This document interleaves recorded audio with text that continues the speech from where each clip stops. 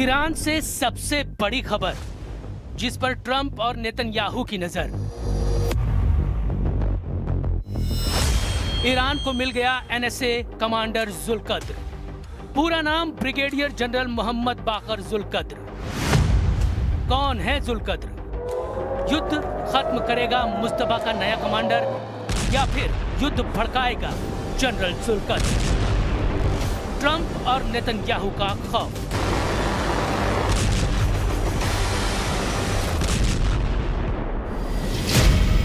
General जुल्कद्र, Trump और Netanyahu का खौफ। क्या लारीजानी का नया वारिस करेगा इजराइल पर तेजाब की बारिश? इजराइल में गिरी मिसाइल बता रही है ईरान का इरादा क्या है, लेकिन तेहरान में फटते बम भी बता रहे हैं कि नेतन्याहू का अगला टारगेट कौन है। क्या ये जुल्कद्र होंगे? 80 के दशक में IRGC में शामिल हुए मोहम्मद बाकर जुल्कद्र ईरान की इस फोर्स के डिप्टी कमांडर रह चुके हैं और अब इजराइल के खिलाफ जो सबसे बड़ा फैसला होगा उस पर कमांडर जुल्कद्र के दस्तखत होंगे। लेकिन नेतन्याहू बोल चुके हैं जो भी नया कमांडर बनेगा वो चंद दिनों का मेहमान होगा। क्या ईरान के नए राष्ट्रीय सुरक्षा सलाहकार मोहम्मद बाकर जुल्कद्र बन जाएंगे इजरायली बम का टारगेट, या जुल्कद्र का जलजला आएगा और इजराइल में तबाही लाएगा?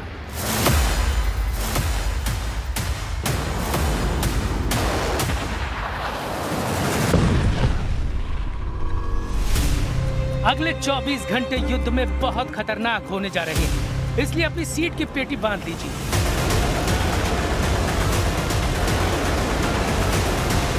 ईरान का युद्ध इस दुनिया का बहुत महंगा साबित होने जा रहा है। इसका ऐलान ईरान का हर कमांडर कर रहा है।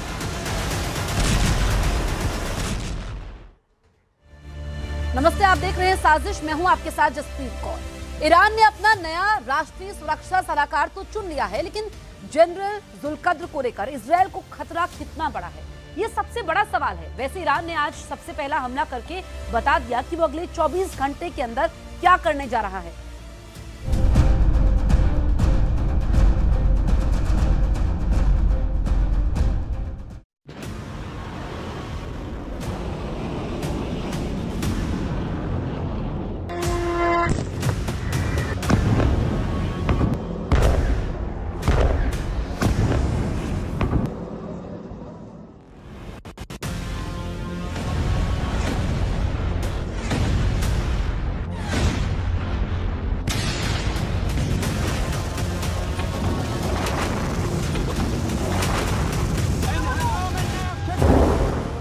क्या ये सजील थी?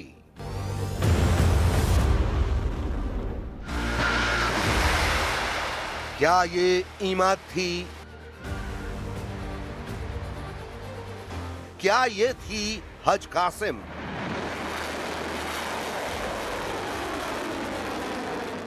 या फिर ये थी खैबर शिकन, जिसकी वजह से नेतन्याहू और डोनाल्ड ट्रंप दोनों के माथों पर शिकन नजर आने लगी है। इजराइल के डिमोना पर अटैक, हाइफा में जलती हुई रिफाइनरी और मारा गया अमेरिका का सबसे कामयाब फाइटर जेट। इन 3 तस्वीरों ने डोनाल्ड ट्रंप के दिलो दिमाग को झकझोर कर रख दिया है। इन 3 तस्वीरों ने बता दिया है कि डोनाल्ड ट्रंप ईरान के खिलाफ कुछ ऐसा करने जा रहे हैं जिसके बाद या तो ये जंग खत्म हो जाएगी या फिर शुरू हो जाएगा विश्व युद्ध।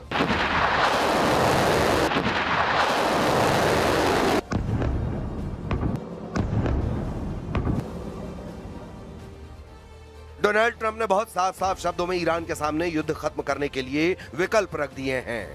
डोनाल्ड ट्रंप का पूरा फोकस होर्मुज के समुद्री गलियारे पर है।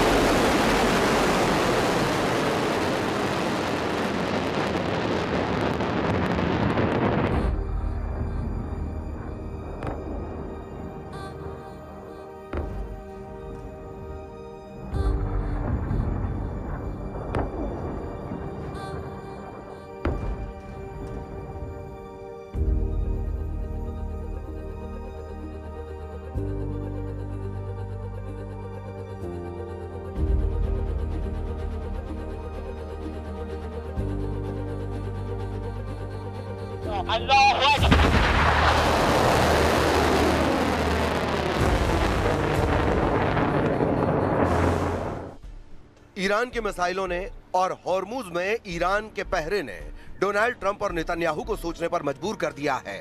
अमेरिका और इजराइल दोनों इस युद्ध को कुछ दिनों के अंदर जीतने के इरादे से उतरे थे, लेकिन चौथे हफ्ते में यह जंग जारी है और ईरान बराबर से नहीं बल्कि डबल ताकत से लड़ रहा है। अगर अमेरिका या इजराइल की वायुसेना ऐसे और बिजली ठिकानों को टारगेट करते हैं तो युद्ध रुकेगा नहीं बल्कि और तेज होगा, और इसके लिए ईरान ने पलटवार वाली वार्निंग भी जारी कर दी है। ईरान की मिलिट्री लीडरशिप कई कमांडर्स के मारे जाने के बाद भी इजराइल पर लगातार हमले कर रही है। डिमोना और अरद शहर पर हुए हमलों ने बता दिया है कि ईरान की मिसाइल ताकत बरकरार है, उनके पास मिसाइलों का भंडार है। इसी बुनियाद पर ईरान ने बता दिया है कि अगर उसके बिजली पावर प्लांट पर हमला किया गया तो पलटवार कैसा होगा।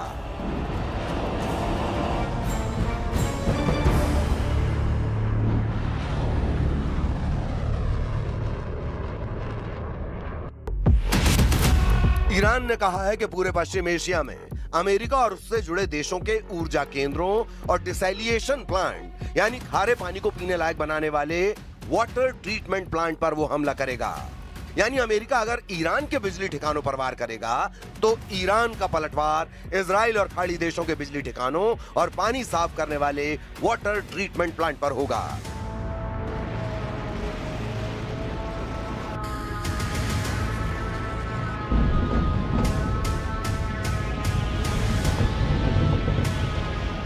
अपनी मिसाइल पावर दिखाकर ईरान बता चुका है कि उसके पास ये ताकत है। इसका एहसास ट्रंप को भी है और नेतन्याहू को भी है। ईरान के मिलिट्री लीडर कह रहे हैं कि अब इजराइल और अमेरिका को लेकर पहले से तय रणनीति को लागू करने का वक्त आ गया है, और अगर इजराइल अपने डिमोना जैसे परमाणु सेंटर वाले शहर को नहीं बचा पा रहा तो वो बाकी जगहों को कैसे बचा पाएगा।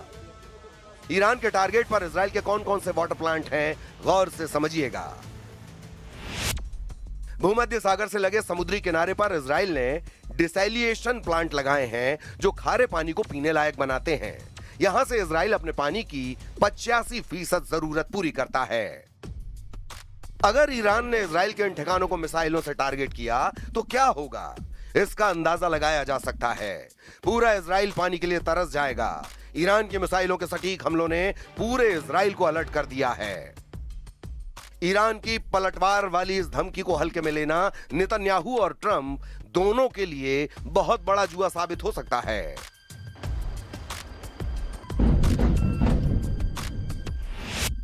ईरान के टारगेट पर है अश्केलोन प्लांट। यह कभी दुनिया का सबसे बड़ा प्लांट था जो खारे पानी को पीने लायक बनाता है। दूसरा है हदेरा डिसैलिनेशन प्लांट। तीसरा है सोरेक प्लांट, दुनिया का सबसे आधुनिक प्लांट कहा जाता है। चौथा है पालमाचिम डिसैलिनेशन प्लांट, यह तेल अवीव के दक्षिण में है। पांचवा है अशदोद प्लांट जो दक्षिण इजराइल के लिए काफी जरूरी है। Oh my God.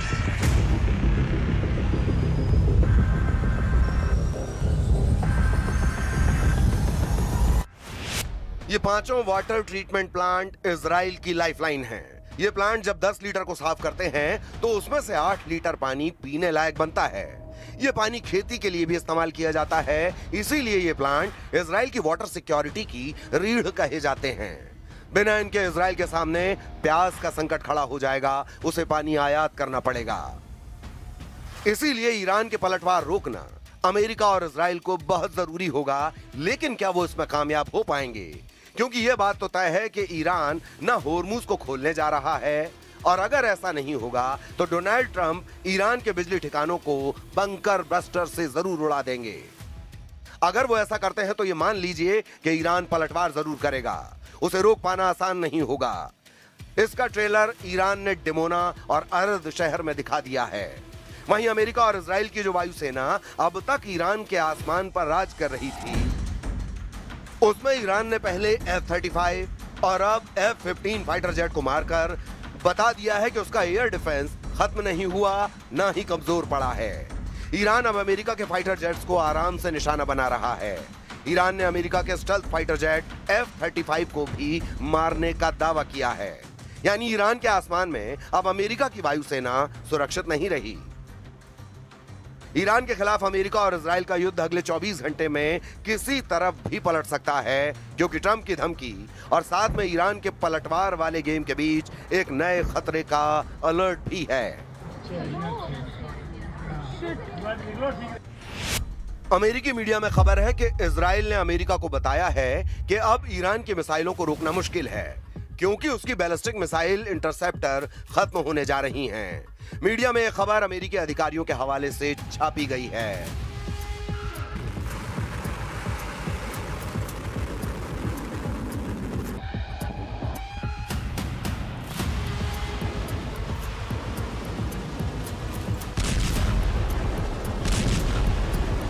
खुर्रमशहर 4 जैसी क्लस्टर बम वाली मिसाइलों ने और बड़ा चैलेंज पेश कर दिया है। जिस तरह से ईरान की मिसाइल इजराइल पर गिर रही हैं, उससे साफ है कि इजराइल के सामने इंटरसेप्टर संकट बड़ा है। दावा है कि इजराइल का मिसाइल डिफेंस नेटवर्क बहुत मुश्किल में फंस चुका है। सवाल है कि जब तेल अवीव और हाइफा के अलावा इजराइल के बड़े बड़े शहरों पर ईरान की मिसाइलें गिर रही हैं, तो अब आगे क्या होगा? ट्रंप कैसे इजराइल को बचाएंगे?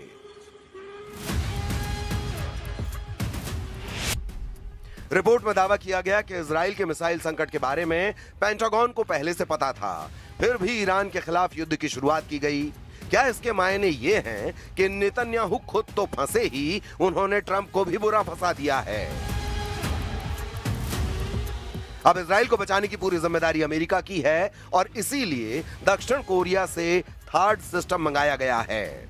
जाहिर है अब युद्ध का फैसला इस मुद्दे पर होगा कि कौन आखिरी वक्त तक दूसरे पर वार कर पाएगा।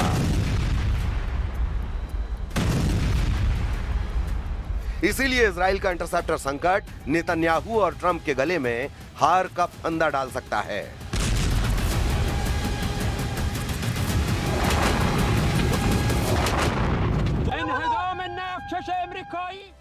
ईरान ने ट्रंप का सीजफायर ऑफर ठुकराने के बाद इजराइल पर बड़ा हमला बोला है। तेल अवीव और हाइफा में कई मिलिट्री अड्डों पर मिसाइल ड्रोन से अटैक किया गया। वहीं लारिजानी के बाद अब ईरान को नया एनएसए मिल चुका है। इस नए कमांडर को खत्म करने के लिए इजराइल ने 2 घंटे का ऑपरेशन लॉन्च कर दिया है।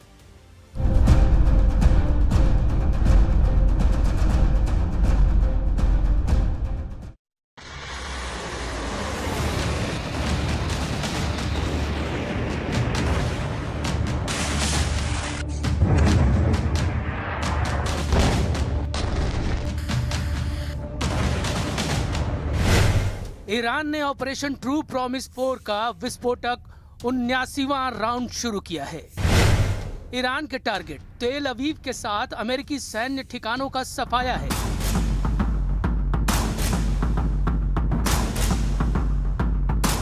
ट्रंप 5 दिन शांति चाहते थे, ईरान ने उन्हें 50 मिनट भी नहीं दिए। युद्ध में जब सब कुछ ईरान के हिसाब से चल रहा है, तो वो किसी को शांति से बैठने देने के लिए तैयार नहीं। ईरान के बारूदी पलटवार के बाद इजराइल ने 5 मिनट का भी सब्र नहीं दिखाया। फिर से लड़ाई खूंखार स्टाइल में भड़क गई। लेबनान में इजराइल मार रहा है, तेल अवीव में ईरान तबाही मचा रहा है, इराक में ईरान समर्थक लड़ाके तांडव मचा रहे हैं। ईरान ने मिसाइलों से तेल अवीव के कई इलाकों में भारी तबाही मचाई है, जिससे इमारतों को बड़ा नुकसान हुआ है और कम से कम 4 लोग मारे गए हैं। वहीं इजराइल ने पूरे लेबनान में हमले किए हैं, जिसमें बशामोन शहर में 2 लोगों की मौत हो गई है। इजराइल ने ईरान के खुर्रमशहर पावर प्लांट में पाइपलाइन पर धमाका कर भारी नुकसान पहुंचाया है। ईरान के रेवोल्यूशनरी लड़ाकू ने भी जबरदस्त पलटवार कर रखा है। इजराइल में तबाही की फिल्म ईरान दिखाने लगा है। ये ड्रोन वीडियो ईरान ने रिलीज किया है, जिसमें तेल अवीव की बर्बादी के दृश्य हैं। ड्रोन वीडियो में मिसाइल धमाकों से खंडहर बनी इमारतें और कबाड़ बनी गाड़ियां देखी जा सकती हैं। ट्रंप के पीस ऑफर को ईरान ने मिसाइल धमाकों से खारिज कर दिया है। रेवोल्यूशनरी लड़ाकों ने वॉर स्टेटमेंट नंबर 46 रिलीज किया है, जिसमें कहा गया है कि इजराइल ने रेड लाइन क्रॉस कर दी है, जिसका भयानक बदला लिया जाएगा। ये ऐलान ट्रंप के 5 दिन शांति बनाए रखने वाले बयान के बाद किया गया है। यूएस मिलिट्री के सेंट्रल कमांड के चीफ ने आरोप लगाया है कि ईरान मिलिट्री टारगेट की जगह अब सिविलियन पर हमले करने लगा है। ईरान इंटरनेशनल को दिए इंटरव्यू में एडमिरल ब्रैड कूपर ने कहा कि ईरान में फिलहाल तख्ता पलट का कोई आसार नहीं है, क्योंकि ईरान की जनता सड़कों पर आने के लिए तैयार नहीं। ब्रैड कूपर ने आरोप लगाया है कि रेवोल्यूशनरी गार्ड नागरिकों को ढाल की तरह इस्तेमाल कर रहे हैं। They need to stop putting the wonderful Iranian people at risk by firing missiles and drones from inside populated areas. I've seen it with my own eyes. They continue to do this. They have no care for the people. Iran जिस तरह से attack mode में है, उससे Trump खुद को 5 दिन हमला करने से रोक पाएंगे, इसके आसार कम है, क्योंकि जिन मोहम्मद बागेर गलीबाफ से ट्रंप सीज फायर डील को फाइनल करना चाह रहे हैं, उन्होंने बैकफायर कर दिया है। ट्रंप ने दावा किया कि ईरान के टॉप लीडर से उनकी डील फाइनल होने वाली है। अमेरिका के न्यूज आउटलेट एक्सियोस ने व्हाइट हाउस के हवाले से बताया कि ट्रंप सरकार ईरान के संसद के स्पीकर मोहम्मद बागेर गालिबाफ को कॉन्फिडेंस में ले चुकी है। रिपोर्ट में ये तक कहा गया कि गालिबाफ से बातचीत करने के लिए अमेरिका के उपराष्ट्रपति जेडी वेंस को भेजने की तैयारी है।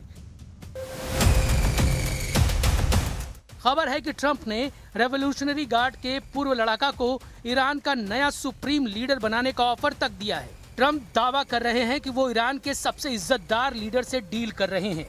Steve Witkoff speaking with Mr. President. A top person. Don't forget, we've wiped out the leadership phase 1, phase 2, and largely phase 3. But we're dealing with the man who I believe is the most respected and the leader. It's a little tough. We've wiped out everybody. Trump जिस top leader से deal की उम्मीद पाले बैठे हैं, वो उनका mood खराब करने वाला बयान दे रहे हैं। बागेर कालिबाफ ने दावा किया कि उन्होंने किसी से कोई बात नहीं की है। सोशल मीडिया पोस्ट में कालिबाफ ने लिखा, ईरान की जनता हमलावरों को सजा देने की मांग करती है। इस लक्ष्य को हासिल किए जाने तक ईरान के सभी कमांडर और लीडर अपने सुप्रीम लीडर के साथ मजबूती से खड़े हैं।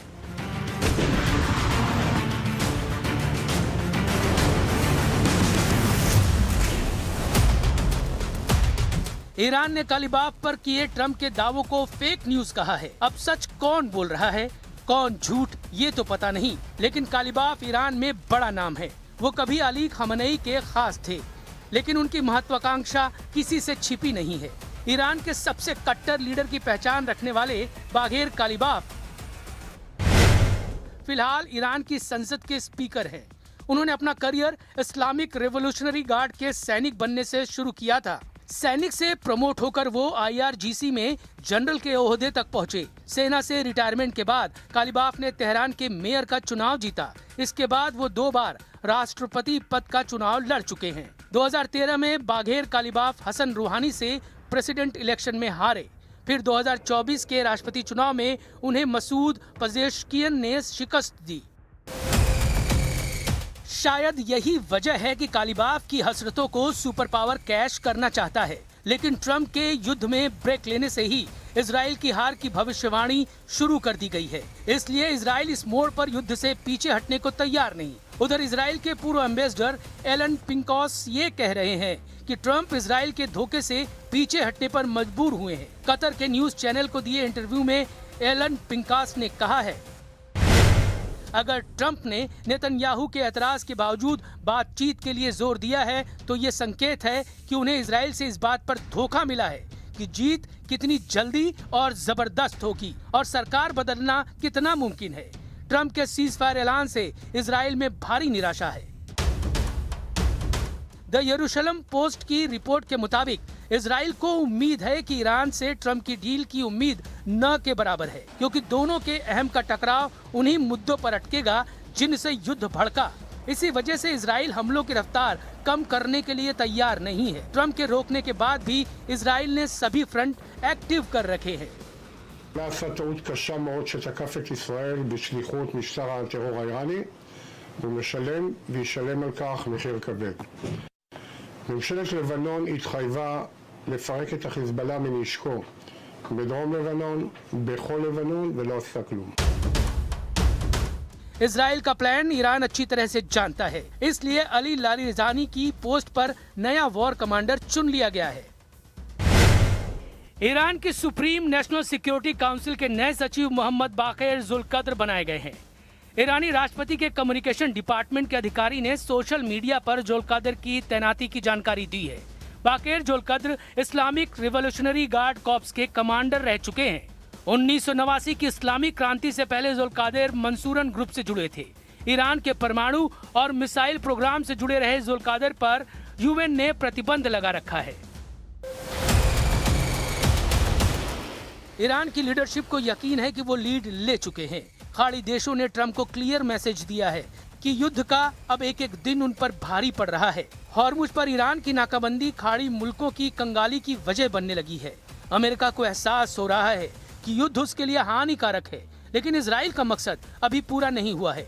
ईरान में न सरकार बदली है, न ही ईरान के हथियारों के गोदाम खाली हुए हैं। ऐसे में ट्रंप के 5 दिन की कसम कायम रहने के चांस बेहद कम हैं।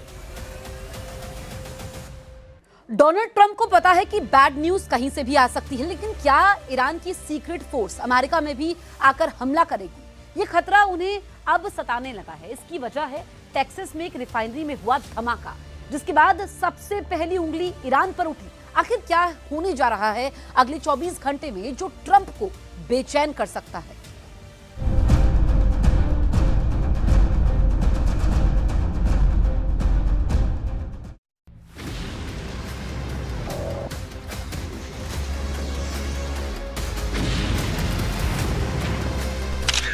Camera number 1, camera number 2, camera number 3, camera number 4 और कैमरा नंबर 5। ये ईरान नहीं है, ये लेबनान नहीं है, ना ही ये दुबई, कतर या बहरीन है। ये ईरान का दुश्मन नंबर 2 इजराइल भी नहीं है। ये है अमेरिका, ईरान का दुश्मन नंबर 1। और यहाँ लगी आग ने ट्रंप की नींद उड़ा दी। ट्रंप ने वार्निंग ईरान को दी, लेकिन जलने अमेरिका लगा। क्या हुआ? हादसा था या हमला हुआ? हमला हुआ तो पीछे कौन? ये सवाल पेंटागन को गश्त दिलाने के लिए काफी है। अमेरिका में देखे जा रहे ये वीडियो ट्रंप को ईरान और इजराइल में गिर रही मिसाइल की याद दिला रहे हैं। अमेरिका के राज्य टेक्सास में 23 मार्च को एक बड़ी तेल रिफाइनरी में धमाका हुआ और फिर आग की भयानक लपटें उठने लगी। लग रहा था कि ईरान या फिर इजराइल में कोई मिसाइल गिरी है। ये टेक्सास के पोर्ट ऑर्थर में वेलोरो रिफाइनरी है। धमाके में कोई घायल तो नहीं हुआ, लेकिन पूरे अमेरिका का दिलो दिमाग तस्वीरें देखकर झुलसने लगा। इजराइल पर गिरती ईरान की मिसाइलों के बीच ट्रंप को जब पता लगा कि एक धमाका उनके देश में भी हुआ है, तो जाहिर है तनाव का लेवल क्या होगा।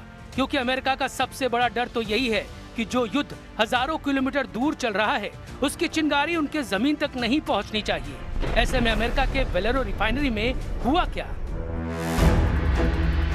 ये अमेरिका की सबसे बड़ी रिफाइनरी है, जहां करीब 4.5 लाख बैरल तेल रोज रिफाइन किया जाता है। यहाँ 770 कर्मचारी काम करते हैं। जब यहाँ पर धमाका हुआ तो कई किलोमीटर दूर तक आवाज सुनाई दी। और फिर यहाँ लगी आग देखिए। युद्ध के वक्त जब तेल गैस की कीमत उछाल मार रही है, तब अमेरिका की सबसे बड़ी रिफाइनरी में हुआ धमाका बहुत बुरी खबर लेकर आया है। सवाल उठने लगे कि क्या ईरान ने ट्रंप के घर में घुसकर मारा है? क्या टेक्सास की रिफाइनरी में हुआ विस्फोट किसी शाहिद टाइप के ड्रोन का अटैक है? टेक्सास की रिफाइनरी में हुए धमाके के पीछे तकनीकी गड़बड़ी बड़ी वजह बताई जा रही है।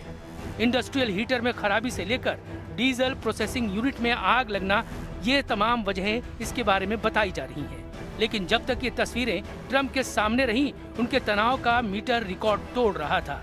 क्योंकि ईरान वाले खतरे का असली डेंजर जोन तो इजराइल बना हुआ है। इसका सबूत डिमोना पर हुआ दूसरा सबसे बड़ा अटैक है।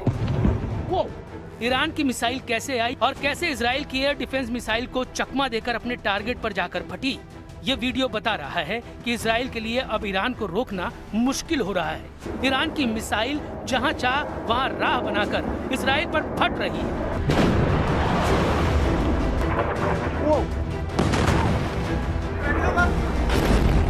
तेल अवीव में खुर्रम शहर मिसाइल ने बड़ा कहर मचाया है। इसके वीडियो वायरल हो रहे हैं। इजराइल किसी भी तरह इन तस्वीरों को रोकने की कोशिश कर रहा है, लेकिन तेल अवीव शहर के बीचों बीच हो रहे हमलों ने हाहाकार मचा दिया है। और तमाम दावों के बीच नेतन्याहू की सेना भी परेशान है कि आखिर ईरान के मिसाइल हमलों को कैसे रोका जाए, कैसे इस आग को बुझाया जाए। न्यूज 18 इंडिया की टीम पहुंची है टेल अवीव में ग्राउंड जीरो पर, उस जगह पर जहां पर ईरान के बैलिस्टिक मिसाइल ने तबाही मचाई। आप ये देख सकते हैं आप घरों का क्या हाल हुआ है यहाँ पे। हालांकि अभी भी रेस्क्यू ऑपरेशन की टीमें हैं, इसराइली डिफेंस फोर्सेस की टीमें हैं, पुलिस है और भी बाकी सारे वॉलंटियर ग्रुप्स हैं। तबाही बहुत ज़्यादा इर्द गिर्द हुई है। जो भी घर थे वो तबाह हो गया, जो भी बिल्डिंग्स थी वो तबाह हो गई, शॉपिंग मॉल तबाह हो गए, गाड़ियाँ जलकर राख हुई हैं। ये देख सकते हैं आप जिस स्पॉट पे गाड़ियाँ थी जहाँ पे असल में ये अटैक हुआ वहाँ पे भयानक तबाही हुई है। इस वीडियो में देखिए कैसे ईरान की मिसाइल इजराइल के एयर डिफेंस को चकमा दे रही है। 2 इंटरसेप्टर मिसाइल पलटवार करती हैं तो उनके बीच में ईरान की मिसाइल आराम से निकल जाती है। यानी आसमान में जिस मिसाइल को ईरान के हमले को नाकाम करना था, वैसी 2 मिसाइल भी ईरान के अटैक को रोक नहीं पाई। ईरान की सेज्जिल जैसी मिसाइल की कीमत 9 से 10 करोड़ रुपए होती है, जबकि इसे रोकने के लिए इजराइल के पैट्रियट या डेविड स्लिंग को लॉन्च किया जाता है तो उसके इंटरसेप्टर की कीमत 3 गुना यानी करीब 25 से 30 करोड़ तक हो सकती है, जबकि एरो 3 जैसी डिफेंस सिस्टम की इंटरसेप्टर मिसाइल की कीमत 5 से 6 गुना यानी 50 करोड़ तक हो सकती है। इस बीच लेबनान में ईरान के साथी मिलिशिया हिजबुल्लाह ने एक वीडियो जारी किया और इस वीडियो में नसरअल्लाह ब्रिगेड ने अपने इरादे जाहिर कर दिए हैं। इस वीडियो में हिजबुल्लाह ने 2 मिसाइल दिखाई है, दोनों ही अमेरिका और इजराइल के लिए बहुत ज्यादा खतरनाक है। पहली है शॉर्ट रेंज बैलिस्टिक मिसाइल फतेह 110 और ईरान की बनाई हुई मिसाइल है और अब तकनीक मिलने के बाद हिजबुल्लाह ने भी ये मिसाइल तैयार की है। इस मिसाइल की रेंज 300 किलोमीटर है, इसलिए ये 75% इजराइल को कवर करती है। वहीं दूसरी मिसाइल है पावेह, ये क्रूज मिसाइल है जिसकी रेंज 1600 किलोमीटर है। ये आधे भूमध्य सागर को कवर करती है, इसलिए ग्रीस के क्रीट में खड़े अमेरिका का जेराल्ड फोर्ड कैरियर भी इसकी जद में है। ये इशारा हिजबुल्लाह की तरफ से किया जा रहा है। लेबनान और इजराइल के बॉर्डर पर युद्ध फिर भड़क चुका है। इजराइल के मार्कावा टैंक की ब्रिगेड लेबनान बॉर्डर पर पहुंच चुकी है। लेबनान की जमीन को गाजा की तरह रौंदने के लिए इजराइल से ऑर्डर जारी हो चुका है। इजराइल का सबसे खतरनाक टैंक मरकावा और उसकी नेमर बख्तरबंद गाड़ियां कमांडोज के साथ तैनात हैं और आगे बढ़ रही हैं। इजराइल के टारगेट पर हिजबुल्लाह है जो लेबनान में ईरान का साथी मिलिशिया है और इजराइल का ग्राउंड ऑपरेशन अब हिजबुल्लाह को पूरी तरह से खत्म करने के लिए है। इजराइल के टैंक तब तक वापस नहीं लौटेंगे जब तक नईम कासिम के एक लड़ाके को खत्म न कर दे। जब ईरान में इजराइल और अमेरिका की बमबारी जारी है, ईरान के कई कमांडर मारे जा चुके हैं और अब भी हमले जारी हैं, तब इजराइल ने अपने सबसे नजदीकी दुश्मन को मिटाने का फैसला किया है। क्या यह इजराइल के लिए आसान होगा या फिर ग्राउंड ऑपरेशन में उसे मुंह की खानी पड़ सकती है? इस वक्त इसे दुनिया में सबसे खतरनाक युद्ध की शुरुआत के तौर पर देखा जा सकता है। यह ऐसा मोर्चा है जहां एक तरफ दुनिया की सबसे आधुनिक माने जाने वाली इजराइल की फौज है और दूसरी तरफ है इजराइल का सबसे बड़ा दुश्मन मिलिशिया हिजबुल्लाह, जिनकी टक्कर अब सामने नजर आ रही है।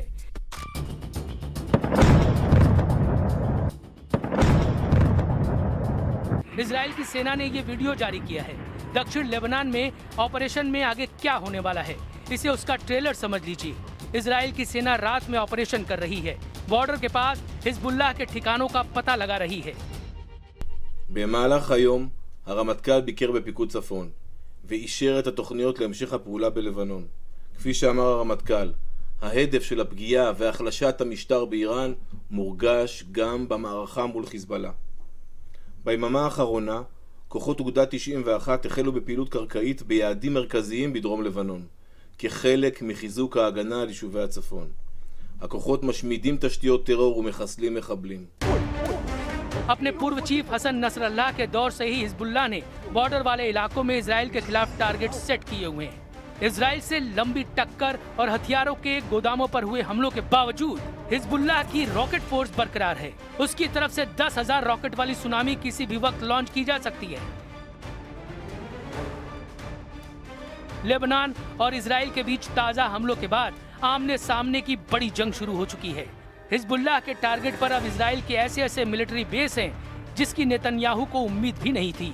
इजराइल के जिन मिलिट्री बेस को खतरा है उनके बारे में जानने से पहले देखिए हिजबुल्लाह का रॉकेट गोदाम, जो हमास के मुकाबले 10 गुना ज्यादा पावरफुल बताया जाता है। इजराइल को डर है कि जब ईरान से युद्ध जीतना जरूरी है तब लेबनान में बैठा मिलिशिया हिजबुल्लाह उसको बड़ा नुकसान पहुंचा सकता है।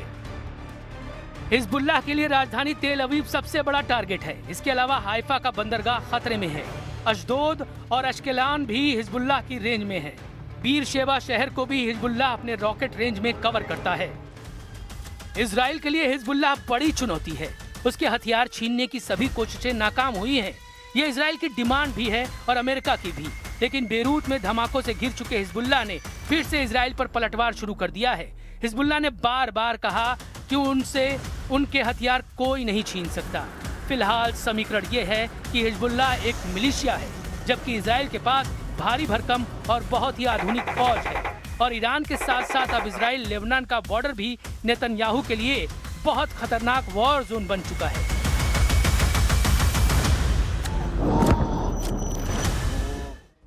ईरान के साथ युद्ध में अमेरिका पानी की तरह पैसा बहा रहा है। पश्चिम एशिया में जंग का पूरा गेम प्लान बदल चुका है।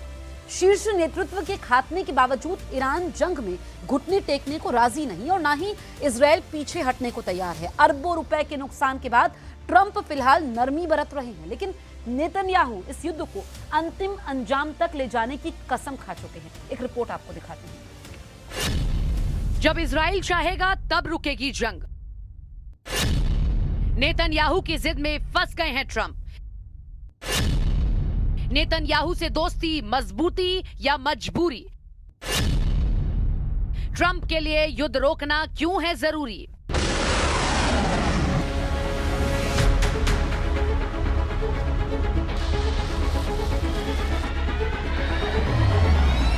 पश्चिम एशिया में युद्ध की आग क्या भड़की और महज 23 दिन में ही अमेरिका के 75 अरब रुपये जंग की आग में स्वाहा हो गए। अमेरिका को रोजाना 325 करोड़ रुपए ईरान के साथ युद्ध में झोंकने पड़ रहे हैं।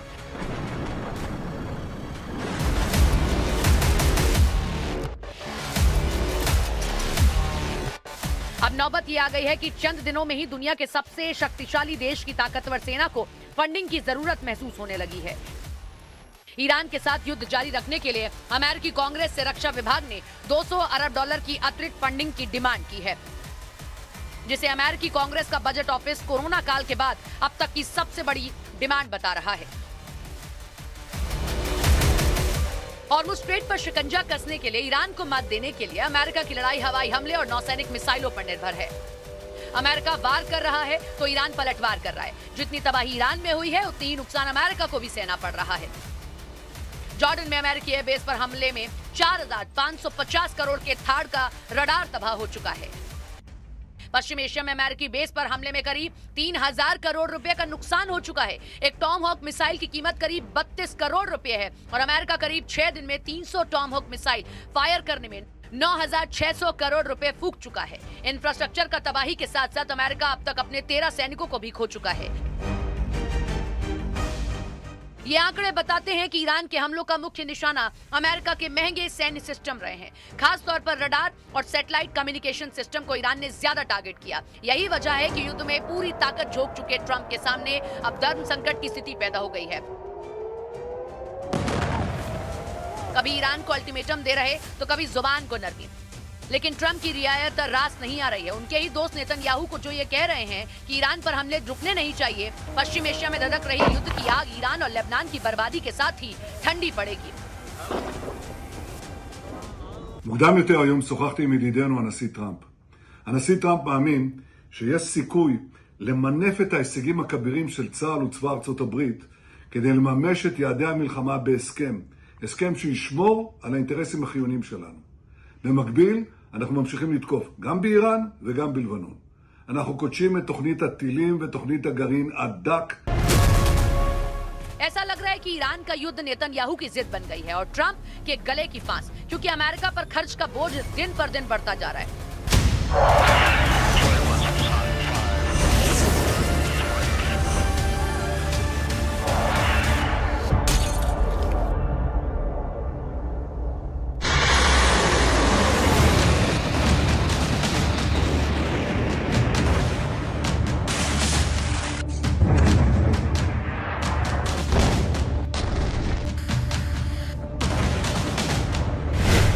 ईरान ने ऑपरेशन ट्रू प्रॉमिस 4 का विस्फोटक 79वां राउंड शुरू किया है।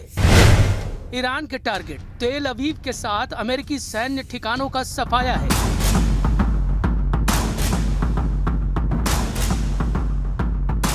ट्रंप 5 दिन शांति चाहते थे, ईरान ने उन्हें 50 मिनट भी नहीं दिए। युद्ध में जब सब कुछ ईरान के हिसाब से चल रहा है तो वो किसी को शांति से बैठने देने के लिए तैयार नहीं। ईरान के बारूदी पलटवार के बाद इजराइल ने 5 मिनट का भी सब्र नहीं दिखाया। फिर से लड़ाई खूंखार स्टाइल में भड़क गई। लेबनान में इजराइल मार रहा है, तेल अवीव में ईरान तबाही मचा रहा है, इराक में ईरान समर्थक लड़ाके तांडव मचा रहे हैं। ईरान ने मिसाइलों से तेल अवीव के कई इलाकों में भारी तबाही मचाई है, जिससे इमारतों को बड़ा नुकसान हुआ है और कम से कम 4 लोग मारे गए हैं। वहीं इजराइल ने पूरे लेबनान में हमले किए हैं, जिसमें बशामोन शहर में 2 लोगों की मौत हो गई है। इजराइल ने ईरान के खुर्रम शहर पावर प्लांट में पाइपलाइन पर धमाका कर भारी नुकसान पहुंचाया है। ईरान के रेवोल्यूशनरी लड़ाकू ने भी जबरदस्त पलटवार कर रखा है। इजराइल में तबाही की फिल्म ईरान दिखाने लगा है। ये ड्रोन वीडियो ईरान ने रिलीज किया है, जिसमें तेल अवीव की बर्बादी के दृश्य हैं। ड्रोन वीडियो में मिसाइल धमाकों से खंडहर बनी इमारतें और कबाड़ बनी गाड़ियां देखी जा सकती हैं। ट्रंप के पीस ऑफर को ईरान ने मिसाइल धमाकों से खारिज कर दिया है। रेवोल्यूशनरी लड़ाकों ने वॉर स्टेटमेंट नंबर पतंजलि गाय का घी, माँ का भरोसा, प्यार से इजराइल ने रेड लाइन क्रॉस कर दी है, जिसका भयानक बदला लिया जाएगा। ये ऐलान ट्रंप के